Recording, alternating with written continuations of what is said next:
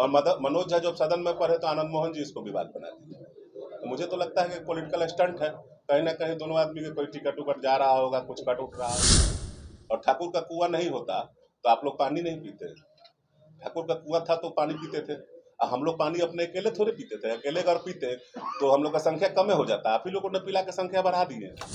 बेगूसराय में गुंजार समाज का रैली है, मान लीजिए कि जदवंशी समाज की रैली हमारे लालू जी आदरणीय करते हैं, तो सबके लिए इफेक्ट होना चाहिए, सिर्फ क्षत्रिय समाज के लिए क्यों इफेक्ट होगा। मैंने कुछ बातों लिखी हैं जो आपके सामने। ठाकुरों की वीर गाथा। ठाकुर ठाकुर सभी करते हैं, ठाकुर ठाकुर सभी करते हैं। ठाकुर अगर नहीं रहते तो राम की तरह हमें मर्यादा सिखाता कौन। ठाकुर बुद्ध नहीं रहते तो मोक्ष की याद दिलाता कौन। ठाकुर पृथ्वीराज चौहान नहीं रहते तो शब्द वैदिक बाण चलाना सिखाता कौन।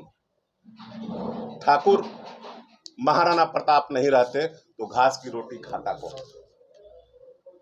ठाकुर 80 साल की उम्र में वीर कुंवर सिंह नहीं रहते तो अपनी भुजा काट के गंगा जी में बहाता कौन। ठाकुर बीपी सिंह नहीं रहते तो आरक्षण दिलाता कौन, विधानसभा में संसद में आपको पहुंचाता कौन। लगता है कि कुछ लोग फिल्म से प्रभावित हो गए, सिनेमा से प्रभावित हो गए। इतिहास पढ़िए, इतिहास में हमारी बहुत ही बलिदान और त्याग है। और यह त्याग ठाकुर समाज ने अपने लिए नहीं किया था, ठाकुर समाज ने आप लोगों ने किया था, पूरे हिंदुस्तान के लिए किया था। एक एक घर पे 20-20 बच्चे मारे जाते थे। क्या उन अनाथ बच्चों को आपका चेहरा नहीं दिखता है? क्यों हमारी संख्या घट गई? क्यों हमारी संख्या घट गई? कोई ना कोई रणभूमि में हम मारे गए होंगे तब ना हमारी संख्या घट गई। तो आप लोग की संख्या बढ़ गई है तो ठाकुर समाज आप लोग के लिए लड़ा है, तो आप लोग ठाकुर समाज का मदद नहीं कीजिएगा। निश्चित है कि आप लोग, मैं जनगणना सरकार के कलम के हिसाब से जो जनगणना हुआ है उसके बारे में भी 2 लाइन कहना चाहूंगा। उसमें हमारी संख्या जो है 50 लाख के करीब दिखाई गई है। इसका मतलब कि हम लोग जब जनगणना हुआ तो उसके बाद हम लोग का कोई बाल बच्चा ही नहीं पैदा हुआ, हम लोग ऐसे ही रह गए। ये तो सरकार के कलम से, तो मैं कहूंगा बस सरकार से मांग करूंगा कि जातीय जनगणना जो हुआ है किसी अच्छे एजेंसी से कराकर इसको सार्वजनिक किया जाए। यानी कि आप जनगणना को नहीं मानते? मुझे नहीं लग रहा है कि जनगणना, कहीं ना कहीं जनगणना में पॉलिटिकल फॉल्ट है, जिस जनगणना को मैं विरोध करता हूं। इस जनगणना को सार्वजनिक तौर पर बताइए, 7% कुशवाहा जी लोग थे, उनको 4% कर दिया गया है, तो 3% लोग मारे गए। कहीं ना कहीं गलत हुआ है। तो मैं इस जनगणना को सभी समाज के लोगों से कहूंगा कि जनगणना पर ध्यान ना देकर आपसी भाईचारा और आपसी एकता को बनाए रखें, क्योंकि जो 50 लाख है वो भी हमारे लिए सम्मानित है, जो 2 करोड़ है वो भी हमारे लिए सम्मानित है। एक सवाल यहाँ ये होता है, जिस तरीके से बिहार में जातीय व्यवस्था को खत्म करने की बात कही जाती है और अब ये मुद्दा बन रहा है, तो क्या लग रहा है कि मुद्दा बनाने के लिए ये जो कि ठाकुर का कुआं छेड़ा गया था जिसमें बापी कूद गए हैं? देखिए, ये मनोज झा का व्यक्तिगत राय था, लेकिन मुद्दा तो बन रहा है सर। ये मनोज झा के कविता नहीं है। ये कविता किन्होंने लिखा आपको मालूम है? 1981 में लिखा गया था, 1981 ओम प्रकाश वाल्मीकि के द्वारा लिखा गया। वाल्मीकि जी के द्वारा लिखा गया था। तो मनोज झा तो उसको सदन में पढ़े, अब विवाद क्यों बन रहा है? और मनोज झा जब सदन में पढ़े तो आनंद मोहन जी इसको विवाद बना दिए। तो मुझे तो लगता है कि पॉलिटिकल स्टंट है, कहीं ना कहीं दोनों आदमी के कोई टिकट उकट जा रहा होगा, कुछ कट उठ रहा होगा, तो आपस में लड़ रहे हैं।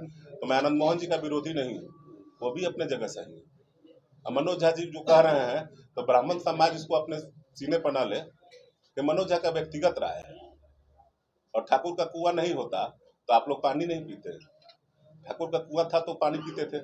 हम लोग पानी अपने अकेले थोड़े पीते थे, अकेले अगर पीते तो हम लोग का संख्या कम हो जाता। आप ही लोगों ने पिला के संख्या बढ़ा दी है।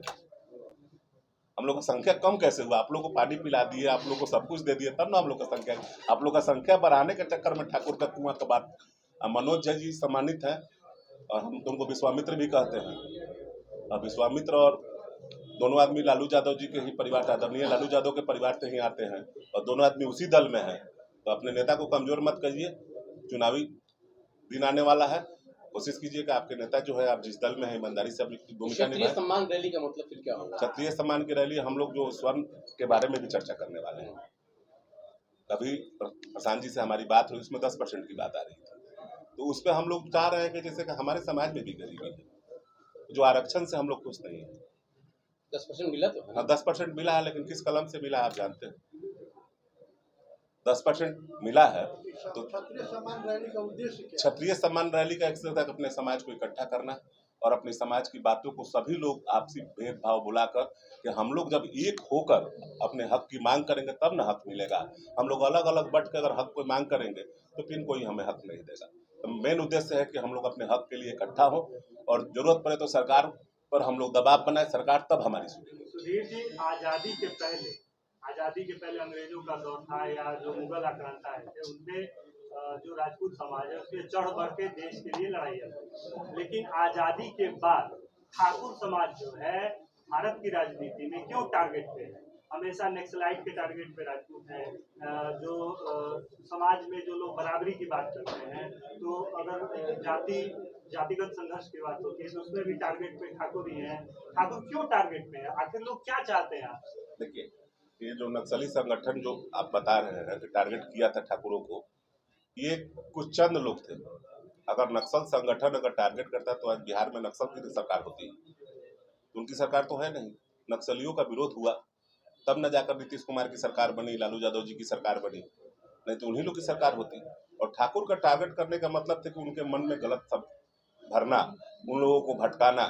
और भटकाने का कारण क्या हुआ कि ठाकुर थोड़े कम है, लेकिन बस आज के जनरेशन के ठाकुर में थोड़े से कुछ लोग स्वार्थी हो। तो मैं बस कहूँगा स्वार्थ त्याग कीजिए। यहाँ जीने कोई नहीं आया है, जाना सबको है। ऐसा कुछ करके जाइए, इतिहास के पन्ना जिस तरह हम लोग पढ़ रहे हैं आज महाराणा प्रताप जी के बारे में, वीर कुंवर सिंह के बारे में, अपने बहुत सारे पृथ्वीराज के बारे में, तो आप लोग भी कुछ ऐसा करके जाइए कि हमारे बच्चे जब बड़े हों तो आप लोग का त्याग और बलिदान पर है कि ना कि आपका स्वार्थ पर है। तो क्या इस सम्मान रैली से क्या ये कयास लगाया जाए कि जो क्षत्रिय हैं किसी एक लीडरशिप को मानेंगे, कहीं एक जगह आएंगे? मैं नहीं कहता हूँ, मैं किसी नेता बनने के लिए तैयार नहीं हूँ। बस मैं इन लोगों को इकट्ठा कर दे रहा हूँ और जब ये ज्ञान भवन में इकट्ठा होंगे तो महिपाल सिंह मकराना जी भी राजस्थान से आ रहे हैं, बहुत सारे बिहार के ऐसे लोग हैं, वो लोग आपस में गेट टुगेदर करेंगे कि हम लोग की विचारधारा है किसी भी दल में, हम लोग बीजेपी में हो, राजद में हो, जदयू में हो, लेकिन जब बात क्षत्रिय की आए तो आप लोग सभी लोग एक मंच पे आकर और अपने समाज के हक की बात कीजिए। मेरा बस यही कारण है कि हम लोग जुट रहे हैं वहाँ पर। ये आगामी चुनाव को भी इफेक्ट करेगा? आपकी सम्मान रैली हो रही है, क्षत्रिय एकता की बात हो रही है। देखिए चुनाव से तो चुनाव में तो और भी सारे लोग जो इकट्ठा हो रहे हैं तो उनको भी इम्पैक्ट होना चाहिए। मान लीजिए कि सभी लोग का, तो अभी आप सुने होंगे कि बेगूसराय में गुंजार समाज का रैली है, मान लीजिए कि जदवंशी समाज की रैली हमारे लालू जी आदरणीय करते हैं, तो सबके लिए इफेक्ट होना चाहिए। सिर्फ क्षत्रिय समाज के लिए क्यों इफेक्ट होगा? यानी भागीदारी हम लोग अपनी भागीदारी और संख्या कि हम लोग के लोग ज़्यादा से ज़्यादा सदन में जाएं और अपनी बात को रखें। हम लोग इस चक्कर में लगे हुए हैं और हम लोग जो आपस में हम क्षत्रिय समाज में कुछ लोग में तनाव हो गया उसको खत्म कराना चाहते हैं। उसको चाहते हैं कि सभी लोग एक मंच पर आकर और अपने समाज की हक की बात माने कि हमारे बच्चों का भविष्य उज्ज्वल हो।